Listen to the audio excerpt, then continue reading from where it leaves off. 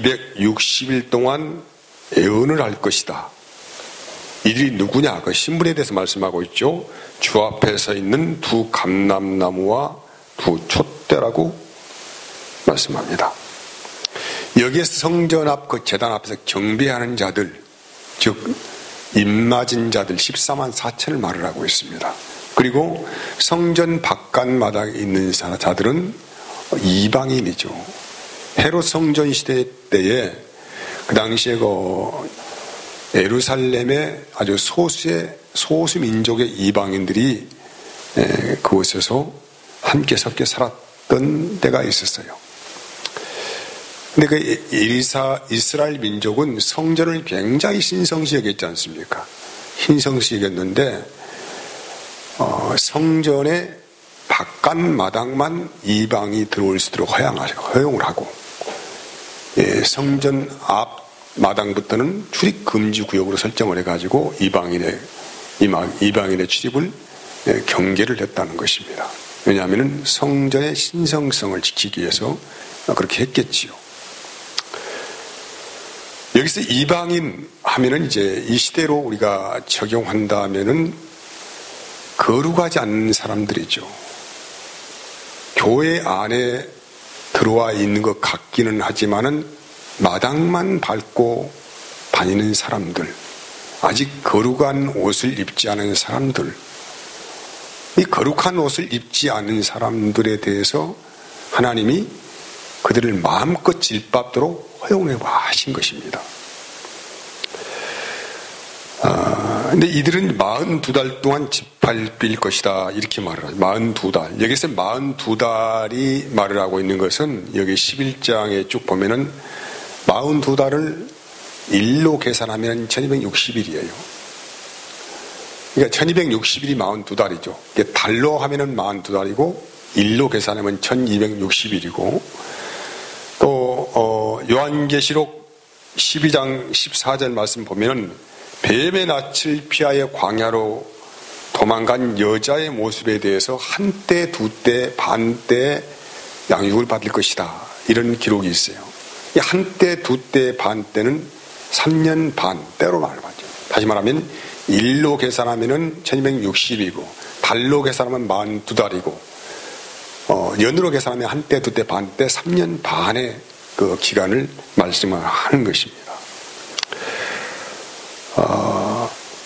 아무튼 동일한 의미의 숫자다, 이렇게 우리가 생각할 수 있고, 이 42달 동안 주님의 교회는 큰 환란에 휩싸이게 된다, 이 말이죠. 그런데 이 환란에 휩싸이는 동안 진짜 그리스도인들만 자신의 참신앙을 증거하고 증언하는 시간이에요. 진짜 그리스도인들. 그러니까 우리가 환란을 당해봐야 저 사람의 참 면모가 그대로 드러나게 되어 있다, 이 말이죠. 사람은 오래 사귀어 봐야 안다는 말이 있어요. 사람은 그 심정이 한결같지가 않습니다. 환경의 영향을 받고 상황과 조건의 영향을 받아요. 그래서 이 오랜 시간이 지나가는 동안에 그 사람의 진면모가 드러나게 되어 있습니다. 사람은 오래 사귀어 보면 이제는 어쩝니까? 그 사람의 진짜 마음에 심은 것이 무엇인지를 알 수 있다는 것이죠. 이 기간 동안 별의별 일을 다 겪잖아요, 우리가. 처음 알았던 순수함, 그 진실함이라고 하는 것은 오랜 시간 동안 그 모습을 가지고 있는 것입니다. 근데 그 시간의 경과됨에 따라서 점점 희미해지고, 처음에는 좋게 보이지만 시간이 지나다 보면은 아무것도 아닌 일에 쉽게 분노하는 사람, 또 돈 앞에 무너지는 사람, 또 얄팍한 인격이 보이기도 하고 계산된 그런 처세 등등을 하는 것을 볼 때에 이 사람은 거짓 사람이구나, 진실함이 없구나, 이것을 우리가 알 수가 있잖아요. 근데 사람은 한 번 인상을 보고 좋다 나쁘다 이렇게 우리는 판단할 수가 없습니다. 오랜 시간 동안 봄, 여름, 가을, 겨울을 같이 겪어가면서 사귀어 보면은 저분은 정말로 진실하고 변함이 없는 사람이다. 신실한 사람이다. 아니면은 저 사람은 위선적인 사람이다. 이것은 그 시간 안에서 증거가 되는 것입니다. 우리 신앙도 그렇게 마찬가지예요. 겉으로는 별말을 가하고 별 모양을 가지고 같지만은 찬밥 더운 밥 먹어보면은 그 사람의 진짜 신앙의 면모를 보여줍니다. 이 말씀 이해하시겠죠? 이것이 뭐냐면은 1260일 동안 양육을 한다. 이 말씀은 신앙의 경건의 훈련을 받는 기간이다. 그래서 하나님께서 그 환난 안에 우리를 집어넣으시는 것입니다. 집어넣어서 연단의 과정을 거치게 하시는 것이죠. 그 연단의 시간 안에서 우리의 신앙의 인격이 더 성장하고 아름답게 성숙되어지기도 하고, 어떤 사람은 주님을 배반하고 자기의 길로 가는 사람도 있을 것이고, 그런 여러 가지 상황들이 연출이 되겠지요.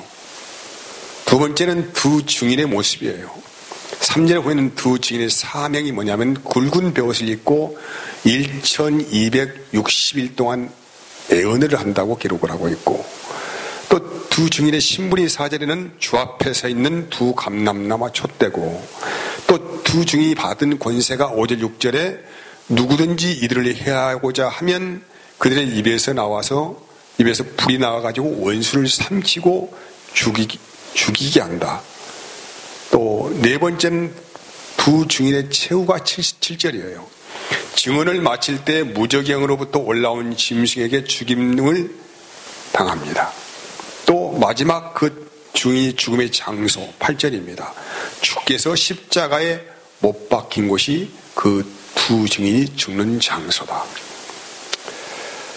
이 3절 다시 이제 거슬러 소급에 올라가 본다면은 3절은 두 증인의 사명을 말하고 있죠. 교회가 이방인들에게 42달 동안 1260일 동안 짓밟히는 시간입니다. 이때 굵은 베옷을 입고 1260일 동안 애언을 합니다. 이 애언의 말씀은 어떤 말씀이겠습니까? 누가 잘 되고 안 되고 그런 애언을 말하는 게 아니겠죠. 성경은 그걸 애언이라고 말하지 않아요. 점쟁이 무당들은 앞니를 내다보고 기륭하복을 말을 하는 것이 점쟁이 그 무당들 아닙니까? 근데 하나님은 그것을 애언이라고 말하지 않아요. 앞으로 이 세상 가운데 일어날 일들을 애언이라고 그렇게 말씀하시죠. 그래서 이 세상 가운데 일어날 일들을 하나님께서 미리 애언하시고 피하게 하시고 믿음을 굳게 붙들게 마시고 굳게 붙들도 그리고 살도록 하시는 그런 여러 가지 은혜를 주시는 것을 애언이라고 합니다. 그래서 이 성경 말씀을 그래서 우리가 애언서라고 그렇게 표현합니다. 아무튼 이 두 증인은 1260일 동안 마지막 날의 심판과 지금 현재 재앙에 대해서 참된 복음이 뭔지에 대해서 하루도 빠지지 않고 그래서 1260일이에요. 한때 두때 반때는 연을 말하고 있고 42달은 월을 말하고 있고 1260일은 일을 말하고 있고 하루도 빠짐이 없이 이 두 증인은 받은 애언을 세상에 선포하는 사명을 받아서 말하는 시간이다. 이렇게 말씀하는 것입니다. 아무튼 이 교회라고 하는 것은 예수 그리스도의 증인이죠. 증인이고 또한 세상에 임할 심판을 선포하는 권세를 받았다. 교회만 이 권세를 받았어. 이 세상에 누가 이런 권세를 받을 수가 있겠습니까? 이 세상의 멸망과 심판과 또한 구원에 대해서 누가 예언할 수가 있겠습니까? 교회에 된 사람만 특권적인 은혜를 받아가지고 이 예언을 세상에 할 수가 있다는 거예요. 그래서 사도행전 1장 8절 오직 성령이 너희에게 임하시면 너희가 권능을 받고 예루살렘과 온 유대와 사마리아 땅끝까지 이르러서 내 증인이 되리라고 하요. 주님의 교회는 이 한 가지의 목적을 가지고 사명을 다하는 것입니다. 하지만 이 기간이 영원한 시간이냐? 그렇지 않다는 것이죠. 이런 환난의 시간이 계속적으로 끝나지 않고 이어진다면은 소망이 없잖아요. 근데 이 환난은 그래서 정해진 기간. 42달이다. 3년 반이다 이 말이죠. 3년 반은 7이라고 하는 완전한 수의 절반의 수에 미치는 수예요. 그래서 이 환난은 속히 지나갈 것이다 이 말입니다. 속히 지나간다. 너무 두려워하지 말아라. 너무 고통스러워하지 말아라. 너희는 죽는 날까지 그 사명을 다하며 죽는 것인데 그 시간은 속히 지나갈 것이다. 이런 말씀을 하기에 그래서 한때, 둘때, 반때라고 하는 거, 42달이라고 하는 거예요. 이 두 증인이 입은 옷은 굵은 베옷이에요. 구약 성경을 보면은 회개할 때에 그 이게 뭐냐면은 여러 가지 선지자들이 회개를 외칠 때 그 회개의 음성을 듣고 그들이 굵은 베옷을 입고 하나님 앞에 회개하지 않습니까? 그와 마찬가지죠. 이 증인이 1260일 동안 회개를 촉구하는 시간을 말씀하고 이 복음을 전하는 이거 그래서 굵은 베옷을 입고 회개하라는 외치는 것이죠. 이 복음 때문에 이 애언 때문에 예수 그리스도인들은 이 세상에서 끝없는 환난을 받습니다. 이 환난은 안 받아도 되는 환난이에요. 그리스도인이 아니라면 이 환난을 안 받지요. 하지만 주님을 사랑하고 교회 안에 있는 사람들은 이 환난을 즐거이 기꺼이 받아 누리며 살아간다는 것입니다. 그리고 이들은 큰 권세가 있어요. 누구든지 그들을 해하려고 하면은 입에서 불이 나와서 그들을 삼킨다. 그리고 6절은 이 증인들은 권능을 가지고 있는데 하늘을 닫고 예언을 하는 동안 비가 오지 못하게 하기도 하고 물을 피로 변하고 하기도 한다. 6절의 말씀이냐. 엄청난 권세죠. 하늘문을 열고 닫는 권세를 가지고 있어요. 여러분, 우리가 복음을 전하면은 이 복음을 받아들이는 사람들은 어쩝니까? 영생의 은혜를 얻게 되는 거 아니겠습니까? 하지만은 이 복음을 거부하는 자들은 어쩝니까? 결국 형벌의 심판만 남아있게 되는 거예요. 이 세상에 가장 두려운 일이죠. 우리 인간은 반드시 한 번은 죽음을 맞이합니다. 근데 그 죽음은 죽음으로 끝나는 것이 아니고 영원한 죽음으로 들어가는데 그 안에는 생명의 부활을 하는 사람도 있고 영원한 심판의 부활을 하는 사람도 있다는 거예요. 그래서 우리 복음 때문에 어떤 사람들은 생명의 부활을 얻고 어떤 사람은 영원한 심판을 받는다. 이것입니다. 아주 두려운 일이에요. 하늘문을 열고 닫는 권세. 복음의 능력입니다. 이 두 증인의 신분이 4절 보면은 주 앞에 서 있는 두 감람나무이고 두 촛대다라고 합니다. 스가랴 4장 1절에서 4절까지 배경을 가지고 있어요. 하나님께서 천사를 통하여서 스가랴 선지자에게 앞으로 완성될 성전의 환상을 보여주는 내용이 기록되어 있습니다. 근데 그 본 환상이 뭐냐면 순금 등잔대와 두 감람나무 이야기인데 스가랴 4장 6절을 봅시다. 그가 4장 6절 스가랴서 그가 내게 대답하여 이르되 여호와께 스룹바벨에게 하신 말씀이 이러하니라. 만군의 여호와께서 말씀하시되 힘으로 되지 아니하며 능력으로도 되지 아니하고 오직 나의 영으로 되느니라 라고 그렇게 말씀하고 있어요. 스룹바벨은 당시에 바사의 고레스 왕에 의해서 예루살렘 현지 총독으로 임명된 자예요. 유대인인데 그 당시에 뭡니까? 그들이 끌려갔잖아요. 끌려가서 그 당시에 이제 정략적으로 정치적인 목적하에서 스룹바벨을 예루살렘 현지의 총독으로 임명을 했습니다. 그리고 그 당시에 대제사장이 여호수아였어요. 이 스룹바벨과 여호수아라는 대제사장이 함께 성전 재건 운동을 했다는 것입니다. 그 무너진 예루살렘 성전 재건 운동을 하는데 이것은 사람의 능력으로 되는 문제가 아니라는 걸 말씀하는 거예요.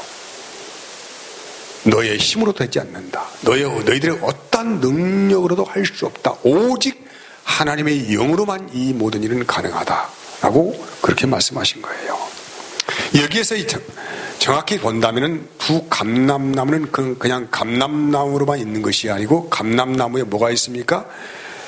붙어 있는 두 가지가 있습니다. 두 가지. 스가랴서 4장 12절 다시 그에게 물어 이르되 금 기름을 흘리는 두 금관 옆에 있는 이 감람나무 두 가지는 무슨 뜻입니까? 물어보니 이 두 감람나무가 무슨 뜻입니까? 물어봤어요. 네. 여러분, 가지는 반드시 그 나무라는 곳에 붙어 있어야 생명을 유지하는 것을 말씀하는 것입니다. 요한복음 15장 5절 나는 포도나무요 너희는 가지라 그가 내 안에 내가 너 안에 거하면 사람이 열매를 많이 맺나니 나를 떠나서는 너희가 아무것도 할 수 없다라고 합니다. 이 사역의 주체는 누구라는 것입니까? 예수 그리스도이시다. 이런 말씀을. 그래서 여기에 감람나무는 예수 그리스도의 사역의 주체이신데 예수님의 이름을 가지고 오신 분이 누구이십니까? 바로 성령이시다. 이 메시지를 담고 있어요. 모든 하나님의 사역을 시작하시고 끝까지 완주하시는 분이 누구라는 것입니까? 성령님이시다.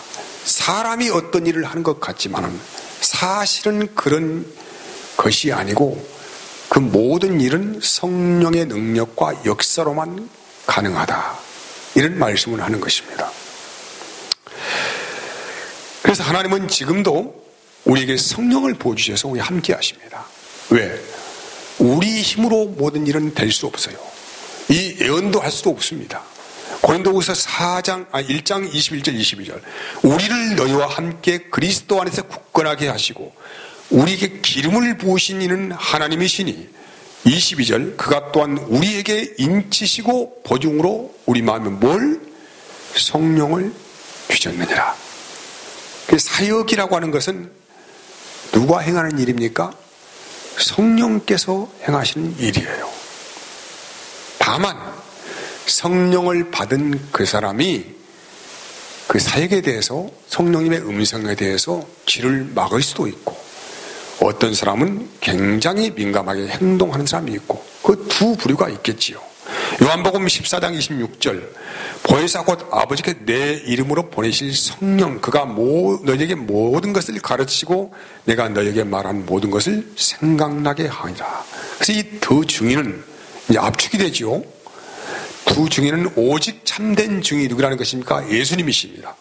요한계시록 3장 14절 라오디게아 교회의 사자에게 편지하라.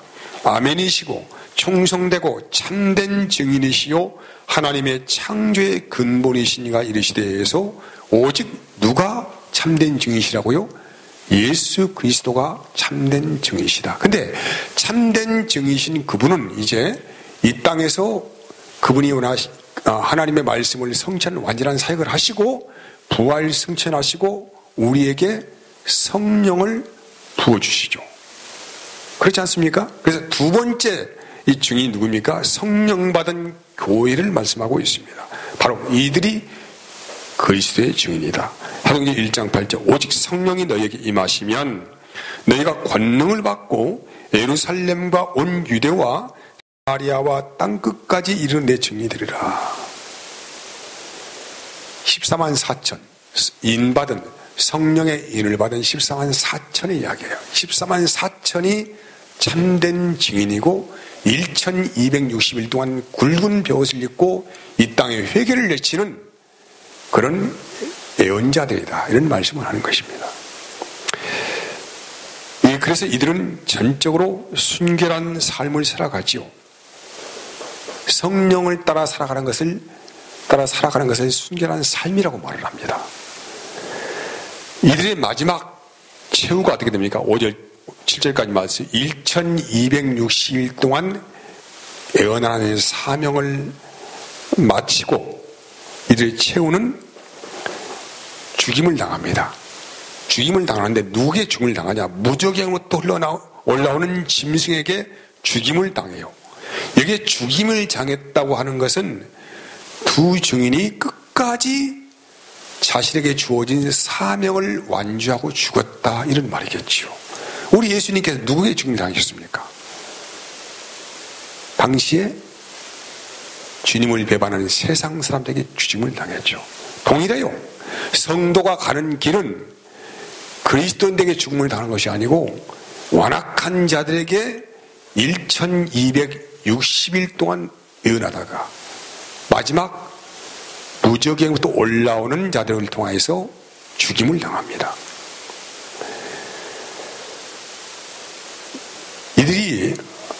이들은 자신에게 주어진 날, 다시 말하면 1260일 동안 한 날도 빠지지 않고 이 땅의 복음과 재앙에 대해서 예언하고 끝까지 사명을 다하여 마지막에는 결국은 십자가에서 순교를 합니다.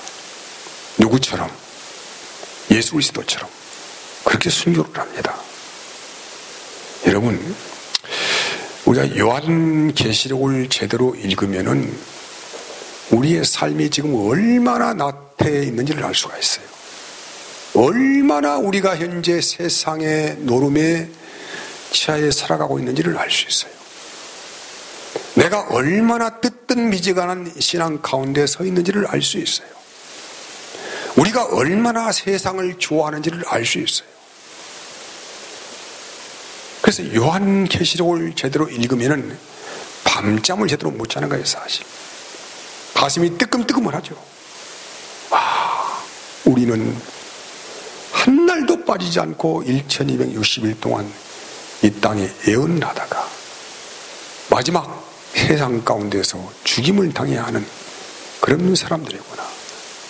이것이 주님을 따라가는 길이구나. 이것을 우리가 분명히 알 수가 있는 것이죠. 이들이 죽은 장소가 어디입니까? 이 증인들이 시체가 묻힌 곳이 8절입니다.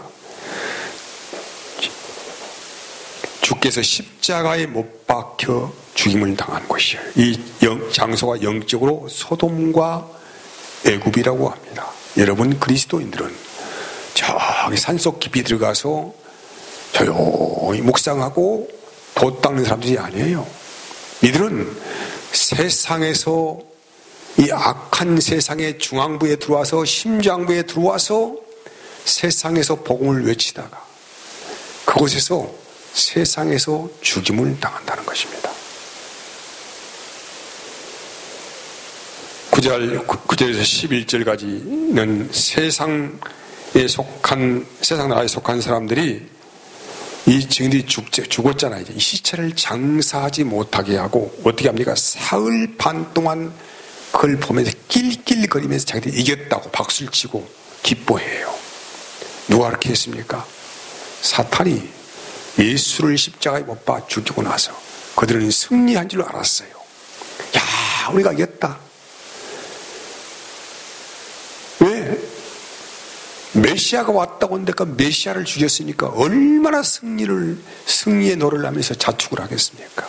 그래서 주님은 사망 권세를 이기시고 어떻게 했어요? 다시 살아나셨다라는 것입니다. 그래서 여기 보면은 이 증인도 마찬가지예요. 똑같은 3일 반 후에 어쩝니까? 생지가 들어가서 살아납니다. 그래서 구경하는 자들이 크게 두려워하죠. 와, 어떻게 죽었다가 살 수가 있느냐, 이 말이죠. 분명히 죽였는데 어떻게 죽었다가 살 수가 있느냐. 주님이 가신 길을 그대로 갑니다. 죽음도 십자가에서 죽고 인생의 마지막 최후가 우리는 십자가에서 죽습니다.